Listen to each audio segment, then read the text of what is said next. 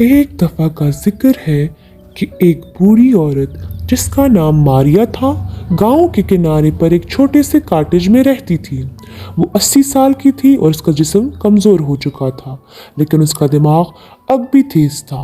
वो अकेली रहती थी सिवाय अपने बेटे जॉन के, जो उसके साथ उसकी देखभाल के लिए रहने आ गया था।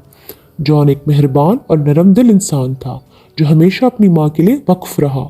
उसने कभी शादी नहीं की और अपनी ज़िंदगी मारिया की देखभाल के लिए वक्फ कर दी। वो उसके लिए खाना बनाता, उसे नहलाता और उसकी दवाई में मदद करता।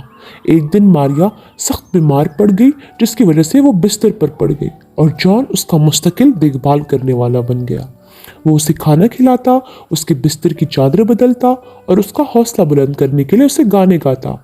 जब मारिया की हालत बदतर हो गई तो जॉन ज़्यादा से ज़्यादा परेशान हो गया। वो हमेशा अपनी माँ के करीब रहा था, लेकिन अब उसे महसूस हो रहा था कि वो उसे खो रहा है।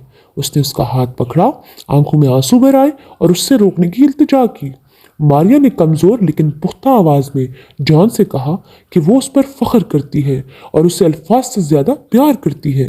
उसने कहा कि वो थक गई है और अब उसके जाने का वक्त आ गया है।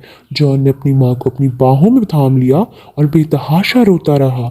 जब उसने आखिरी सांस ली, उसने उसे घंटों तक तामे रखा, उसे छोड़ने को तैयार न था। अगले दिन जॉन ने अपनी माँ को उस बाग में दफन किया जिसे वो बहुत पसंद करती थी।